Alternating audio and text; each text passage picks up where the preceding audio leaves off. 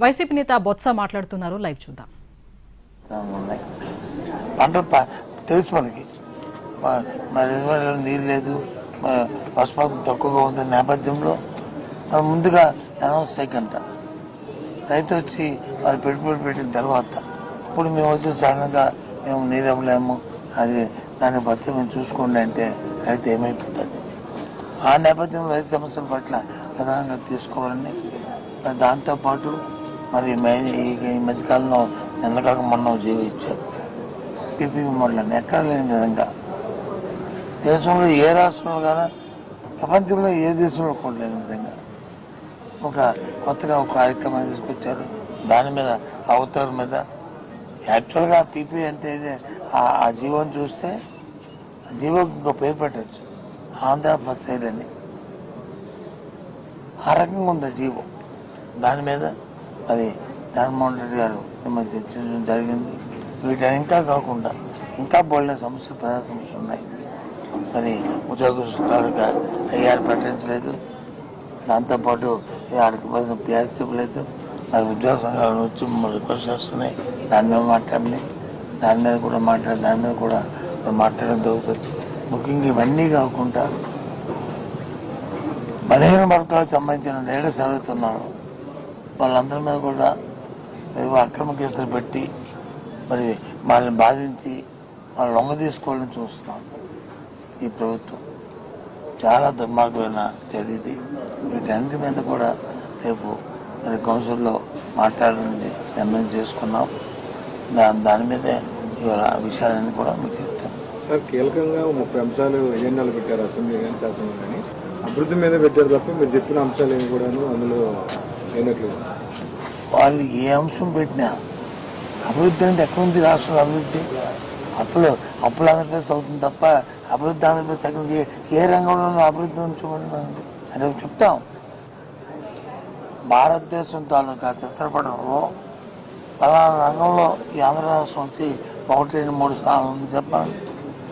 ఇంతకుముందు ఎలా ఉండేది, ఇవాళ ఎలాగ ఉంది?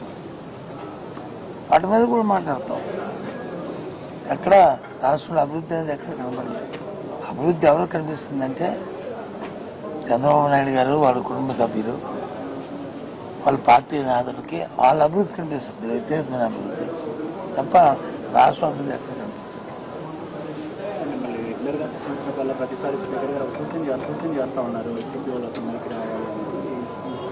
అసెంబ్లీకి రావాలి అంటే మాది ప్రధాన ప్రతిపక్షం, 40% ఓట్లు వచ్చిన ప్రతిపక్షం. అసెంబ్లీలో ఉన్నది 2 పక్షాలు, 1 పాలకపక్షం, 2 ప్రతిపక్షం, 3వ పార్టీ లేదు. ఆటోమేటిక్గా ఆ స్టేటస్ ఇవ్వాలి ప్రతిపక్ష హోదా. ఎందుకు ఇవ్వట్లేదు? ఎక్కడుంది చెప్పనండి. అందుకే మేము చెప్తాను. డిస్క్వాలిఫై చేయాలి అనేది స్పీకర్ కూడా ఈ రోజు సార్, స్పీకర్ గారు ఎన్నిసార్లు చెప్పారు, మేము ఎన్నిసార్లు చెప్పాం. చేయమని డిస్క్వాలిఫికేషన్ చేయమనండి. అది చట్టంలో ఉంటే, పరిధిలో ఉంటే, ఆయన పరిధిలో ఉంటే చేయమనండి. మేము తయారుగా ఉన్నాం. వైఎస్ఆర్సీ పార్టీ ఇలాంటి బెదిరింపులకి పోదు. చేయమనండి డిస్క్వాలిఫికేషన్. కాబట్టి ఇది కాదు, ఇది రాజ్యాంగబద్ధంగా రాజ్యాంగపరంగా ఏది ఉందో దానికోసం పోరాడుతుంది. నన్ను చూసామండి, నన్ను వేసి శాంతి ర్యాలీ చేస్తున్నాము. ఎందుకంటే పోలీసులతో అంతమంది ఎన్ని కేసులు పెట్టారండి? దేనికోసం? మేము చట్టాన్ని చేతిలో తీసుకున్నామా, లేదా ఎక్కడైనా వైలెన్స్ చేసామా? చెప్పండి. కాబట్టి స్పీకర్ గారు చెప్తారు, ఆయన చెప్పడం కంటే ఆ లీడర్తో మాట్లాడుకుని ఆ కార్యక్రమం చేయమండి. ఫేక్ పోలీసులా? హోంమంత్రి అనితే చెప్తున్నారు. ఫేక్ పోలీసులా? పోలీసులు ఉంటారండి. ఫేక్ పోలీసు, నకిలీ పోలీసు. మీ ర్యాలీలో నకిలీ పోలీసు మీరు ప్రభుత్వం నాకు అర్థం అవ్వలేదు.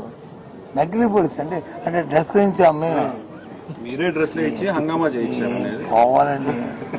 ఇది పరాకాష్ట, ఇది పరాకాష్ట నిజంగా. కానీ ప్రభుత్వంలో ఉన్న మంత్రులు కానీ మాట్లాడితే హోంమంత్రి కానీ ఇంకో మంత్రి కానీ మీరు చెప్పిన భాష కానీ మాట్లాడితే ఇది పరాకష్టం.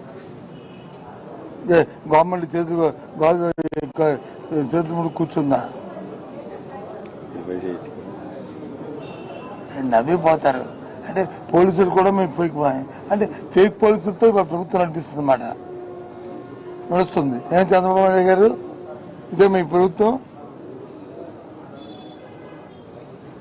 ఫేక్ పోలీసులతో మీరు నడిపిస్తున్నారా ఈ ప్రభుత్వాన్ని?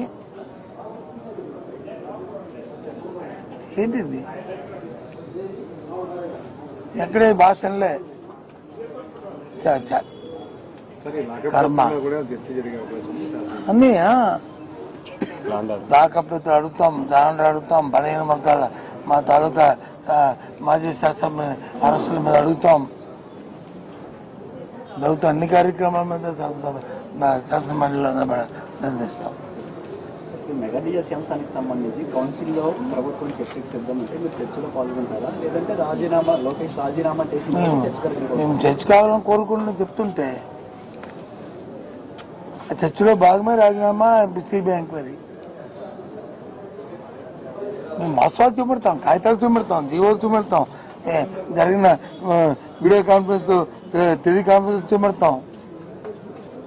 ఈ విధంగా సరే ఎవరైనా సరే ఓకే డిఎస్సీ జరుగుతుంది, ఫోన్లో వచ్చి బేరాసారా చేస్తారు. సో సరే వాళ్ళు ఎవరు సంబంధం లేని మనుషులు, అది మీకు కేసు పెట్టారు కదా, ఎక్కడ పెట్టారు? వాళ్ళ మనుషులు అయితే మానేస్తారా? అందరూ వాళ్ళ మనుషులే కదా.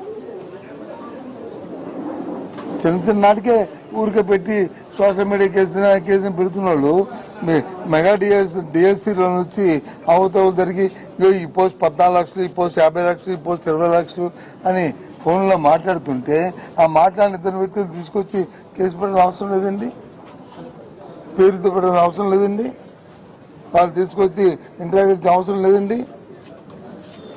దగ్గర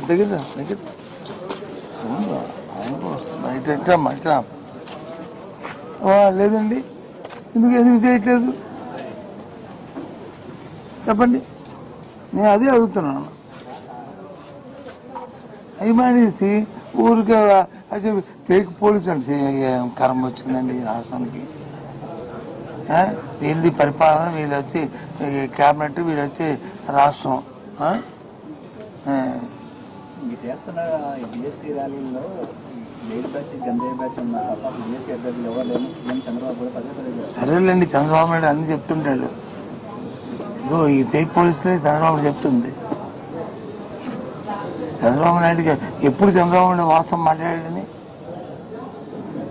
చంద్రబాబు ఎప్పుడు వాస్తవం మాట్లాడాడు చెప్పండి? ఇప్పుడు చంద్రబాబు నాయుడు అనేవాడు మా కర్మ ఈ రాష్ట్రానికి.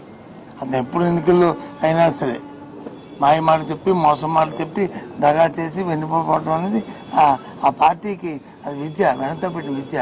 అందులో భాగంగా చంద్రబాబు నాయుడు నిన్న మీటింగ్ పెట్టాడు.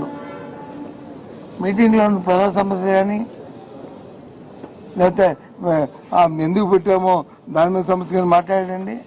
ఎంతసేపు మా పార్టీ మీద, మా నాయకుడి మీద, మా మీద ఆడిపోసుకోవడం అంటే ఇదేనా? అంటే ఏ స్థాయిలో ముఖ్యమంత్రి ఆలోచన చేస్తున్నాడో మీరు ఆలోచించండి. ఏ రకంగా ఉందో ఇవాళ రాష్ట్రంలో పరిస్థితి. అయిపోయాయి. Okay, bye, see you.